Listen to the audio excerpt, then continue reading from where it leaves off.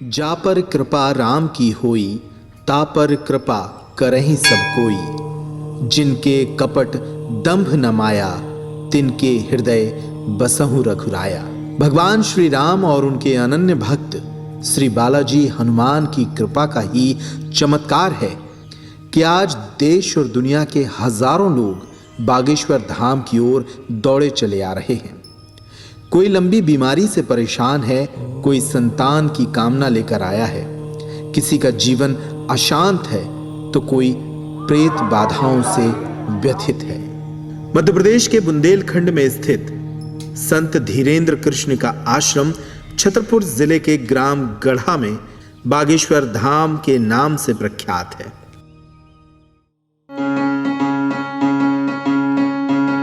खबर मोरी ले रही हो बागेश्वर गढ़ के हनुमान, खबर मोरी ले रही हो बागेश्वर गढ़ के हनुमान, खबर मोरी ले रही हो बागेश्वर गढ़ के हनुमान, खबर मोरी ले रही हो बागेश्वर गढ़ के हनुमान, बागेश्वर गढ़ के हनुमान। वेद पुराणों और देवताओं की पवित्र भूमि भारत पर पिछले सैकड़ों सालों में परम चेतना को उपलब्ध ऐसे अनेक फूल खिले हैं जिनकी सुगंध से मानव समाज पल्लवित, प्रफुल्लित और परिपक्व हुआ है। आज हम आपसे एक ऐसे ही परम साधक की चर्चा कर रहे हैं जिनको ये संसार श्री बागेश्वर धाम के पीठाधीश्वर संत श्री धीरेन्द्र कृष्ण शास्त्री के नाम से जानता है। हजारों समस्याओं, व्याधियों से दुखी मानव समाज इस दरबार में अपने कष्टों का निवारण पा रहा है। कौतूहल तो इस बात का है कि विज्ञान के इस युग में समस्याओं को लेकर आए लोगों के मन की बात उनसे पूछे बगैर ही संत श्री बागेश्वर धाम पीठाधीश्वर के द्वारा पहले ही पर्चे पर लिख दी जाती है। बिना सिर्फ व्यक्ति का भूत, वर्तमान और भविष्य जान लेते हैं, अपितु उसकी समस्याओं का निवारण भी करते हैं, वह भी पूरी तरह निःशुल्क। तो इससे ज़्यादा क्या चाहिए मुझे कि हम डॉक्टर के पास गए और बिना बताए समस्या का निदान मिल जा रहा है, तो मेरे लिए बेहतर लगा। गढ़ा गांव के ही बाहरी हिस्से में एक प्राचीन मंदिर मौजूद है जो चंदेल कालीन बताया जाता है। इस मंदिर में बागेश्वर महादेव का चमत्कारिक स्वरूप है तो वहीं स्वयंभू बालाजी हनुमान जी भी विराजित हैं। नियति ने बालक धीरेन्द्र को इसी मंदिर की ओर पुकारना शुरू कर दिया और इसके माध्यम बने बागेश्वर मंदिर के पुजारी और धीरेन्द्र कृष्ण शास्त्री के दादा पंडित सेतुलाल गर्ग जी। श्री बागेश्वर बालाजी सरकार एवं बागेश्वर महादेव के कृपा पात्र संत धीरेन्द्र कृष्ण शास्त्री के पास ऐसी कौन सी दिव्य शक्ति है जिससे वे मनुष्य के भूत, वर्तमान और भविष्य को जान लेते हैं। इसी प्रश्न का उत्तर खोजने हम उनके प्रारंभिक जीवन की तरफ लौटते हैं। बागेश्वर बालाजी की सेवा में बचपन के 8-9 वर्ष से ही हमारी प्रारंभिक रही। 12 से 13 वर्ष की अवस्था में जब हम पहुंच गए तो उस वक्त हमारे अनुभव बढ़ने लगे थे। पूज्य दादा गुरु हमें कुछ विशेष विधियों के द्वारा हमें सजोने लगे थे, संभालने लगे थे। वो कहते हैं कि गुरु जो है बाहें पकड़ता है, गुरु बाहें पकड़ करके परमात्मा के चरणों में रख देता है। तो हमारे गुरुदेव ने, दादा गुरु ने, पूज्य दादा गुरु ने हमारी बाहें को पकड़ करके बागेश्वर महादेव, बागेश्वर बालाजी के चरणों में रख दिया। ग्राम गढ़ा में 10 जुलाई 1996 को पिता श्री राम कृपाल गर्ग एवं माता श्रीमती सरोज के आंगन में जन्मे बालक धीरेन्द्र को क्या पता था कि एक दिन वे भगवत कृपा को उपलब्ध होकर मानव कल्याण का माध्यम बनेंगे। उनका प्रारंभिक जीवन भीषणतम गरीबी के बीच व्यतीत हुआ। एक कच्चे कमरे में ही 5 लोगों का उनका पूरा परिवार गुजर बसर करता था। कर्मकांडी ब्राह्मण परिवार होने के कारण पूरे परिवार की जीविका पूजा और अनुष्ठान कराने के बाद मिलने वाली दक्षिणा पर ही निर्भर करती थी। 12 वर्ष की अवस्था में जब उस वक्त हमारा जीवन क्लेश में अति से ज़्यादा गंभीरमय, अति से ज़्यादा कठिनाइयों में घिरा रहता था, तो दक्षिणा की खोज में, पैसों की चाह में कि हम भी अच्छा भोजन पावें, अच्छे वस्त्र पहने और भगवत कृपा को प्राप्त करें, तो दादा गुरु ने हमें सहारा दिया और कहा इस संसार में शिवा परमात्मा के तुम्हें कोई आगे नहीं ले जा सकता। एक तरफ भीषण गरीबी, दूसरी तरफ कोमल आयु में ही परिवार के भरण पोषण का भार। ऐसा प्रतीत होता है जैसे परमात्मा इस बालक को स्वर्ण की तरह निखारने के लिए परीक्षा की अग्नि में तपा रहा था। फिर ऐसा क्या हुआ कि अचानक सामान्य चेतना परम साधक की चेतना में बदल उठी। दादा गुरु के काशी वास होने के बाद में फिर मन खिन्न हो गया। कोई मार्गदर्शक नहीं था, कोई प्रेरणाएं देने वाला नहीं था, कोई समझाने वाला नहीं था, तो खूब हम रोते रहते थे।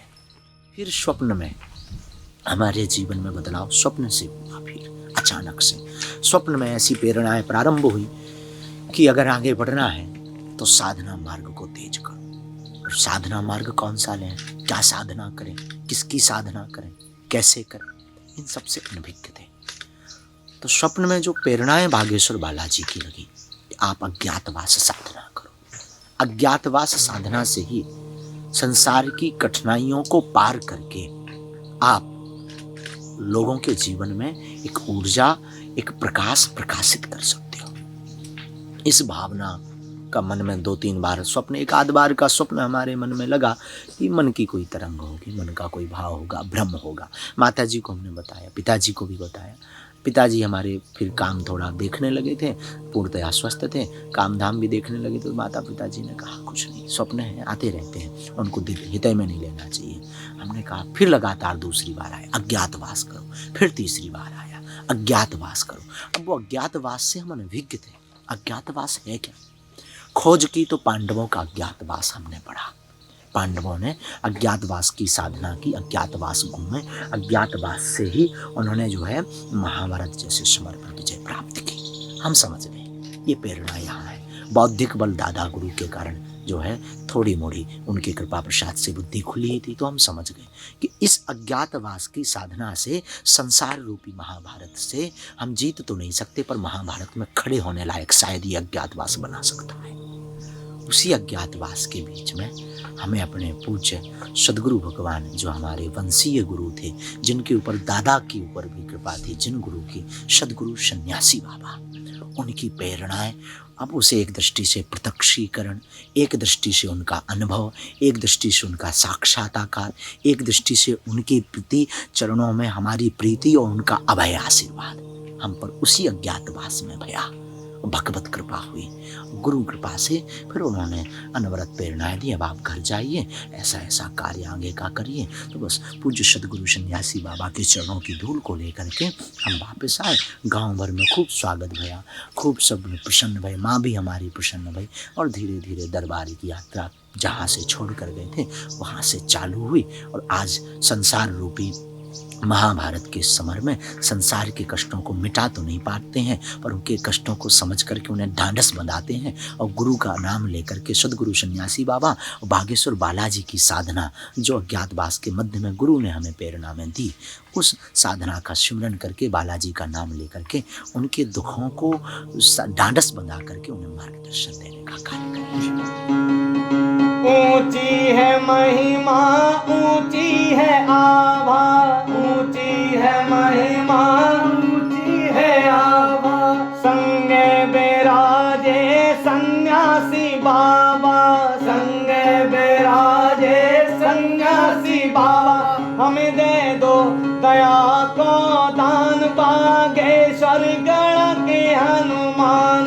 खबर मोरी ले रही हो बागेश्वर गढ़ के हनुमान, खबर मोरी ले रही हो बागेश्वर गढ़ के हनुमान।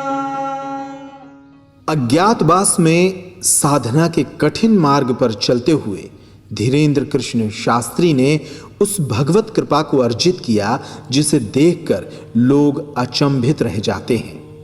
बागेश्वर धाम पर देश और दुनिया के हजारों लोग अपनी समस्याओं को लेकर पहुंच रहे हैं। जिनकी समस्याओं का निदान यहां हुआ उनके अनुभव चौंकाने वाले हैं। सबसे पहले जय बागेश्वर धाम, जय बालाजी सरकार। मेरा नाम अरुण मिश्रा है। मैं सलेमपुर यानी देवरिया ज़िले के सलेमपुर क्षेत्र से आया हुआ हूँ, जो उत्तर प्रदेश में पड़ता है, गोरखपुर मंडल में। मेरा नाम स्नेहल भंडारे है। मैं पुणे महाराष्ट्र से आई हूँ। मेरा नाम रवि पंडित है। मैं अलीगढ़ डिस्ट्रिक्ट से हूँ, यूपी स्टेट। मेरा नाम प्रकाश सतीश पाठक है। मैं पंढरपुर महाराष्ट्र से आया हूँ। मेरे यहाँ प्रॉब्लम ये थी कि मेरी भाभी सुसाइड कर ली थी और उसमें हम लोग फर्जी तरीके से फंस गए थे। और बाबा ने बिना देखे बिना सोचे समझे लिख दिया, पर्ची बिल्कुल सही लिखा। और ये हमारे लिए बहुत चमत्कारी चीज़ थी, क्योंकि बहुत जगह मैंने गया था, वहाँ कभी कुछ बताते थे कभी कुछ बताते थे, लेकिन किसी ने बिना देखे नहीं बता पाया आज तक। हमें अपनी समस्या बतानी पड़ती थी, लेकिन बागेश्वर धाम में समस्या बतानी नहीं पड़ती, बाबा खुद लिख देते हैं। और मुझे कुछ परेशानियाँ थी, मतलब उसकी मुझे ये नहीं था कि मुझे सोल्यूशन चाहिए, ऐसा नहीं था। लेकिन यहाँ के लोगों के अनुभव सुनने के बाद तो मैंने कि मैं भी अर्जी लगाती हूँ, तो लगा दी। और मेरे प्रश्न तो यही थे कि बिज़नेस में हम सारे बिजनेसमैन ही हैं, तो उतार चढ़ाव तो होता ही रहता है, तो पूछ ले। तो वहाँ जब गई तो एक शौक लगा, क्योंकि ये जो हो रहा था हमारे घर में वो भूत बाधा की वजह से हो रहा था। जब लोगों से बात की, जब देखा सब कुछ लाइव, जो हमने अर्जी बांधी थी हमारी दीदी ने, वो सब कुछ सेम निकला, सब कुछ गुरु जी ने सच बताया। तो बिल्कुल मतलब बोल नहीं सकते, ये बिल्कुल सच है। तो डॉक्टर ने बोला कि 2 दिन की हम गारंटी देते हैं, ज़्यादा नहीं, क्योंकि आपकी माता जी को शुगर भी है, तो हम उसकी गारंटी नहीं लेते। वेंटिलेटर पे है। तो हम बहुत मतलब अपसेट हो गए थे पूरी फैमिली। तो मैंने हमारे घर से ही अर्जी बांधी थी रविवार के दिन, संडे के दिन। और मंगलवार के दिन ऐसा चमत्कार हुआ कि मैं पूरा हिल गया। राहत मिली कि जो मुझे एक ही अर्जी पेशी हो गई, उसमें मुझे अनुभव आने लगा है। बोलने लायक नहीं है, मतलब बिल्कुल ही एकदम भगवान का मतलब दूसरा रूप, मतलब गुरु जी हैं। संकटों और समस्याओं से मुक्त हुए लोग संत धीरेन्द्र कृष्ण शास्त्री को भगवान कहते हैं, लेकिन वे स्वयं इस संबोधन से सहमत नहीं हैं। ये पूर्णतया गलत है। हमारे लिए गुरु भगवान हो सकते हैं, वो उनकी अपनी मान्यता है, पर इंसान कभी भगवान नहीं बन सकता है। पुरुष बन सकता है, महापुरुष बन सकता है, सिद्ध बन सकता है, ज़्यादा निपुणता आने के बाद गुरु बन सकता है, परंतु कभी भगवान नहीं बन सकता। अपनी शक्तियों को वे बालाजी सरकार की महिमा के सिवा और कुछ नहीं मानते।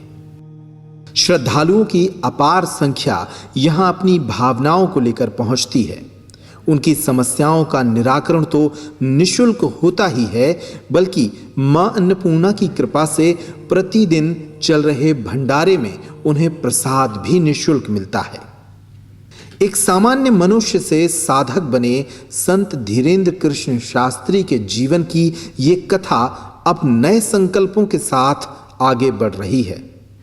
नर सेवा को ही नारायण सेवा मानने वाले संत श्री धीरेन्द्र कृष्ण शास्त्री आज एक ओर जहां अपनी दिव्य शक्तियों से दीनहीन समाज की व्याधियों को मिटा रहे हैं, तो वहीं दूसरी तरफ सनातन संस्कृति के प्रचार, गौरक्षा, निर्धन कन्याओं के विवाह जैसे संकल्पों के माध्यम से समाज और मानव कल्याण का मार्ग भी प्रशस्त कर रहे हैं। ऊंची है महिमा, ऊंची है आभा, ऊंची है महिमा, ऊंची है आभा। संग बिराजे सन्यासी बाबा, संग बिराजे सन्यासी बाबा। हमें दे दो दया को दान, बागेश्वर गढ़ के हनुमान। खबर मोरी ले रही हो बागेश्वर गढ़ के हनुमान, खबर मोरी ले रही हो बागेश्वर गढ़ के हनुमान। जय जय जय हनुमान गोसाई, जय जय जय हनुमान गोसाई। कृपा करो गुरुदेव की नाई, कृपा करो गुरुदेव की नाई। तुम्हारी महिमा तो जाने जहान, बागेश्वर गढ़ के हनुमान। खबर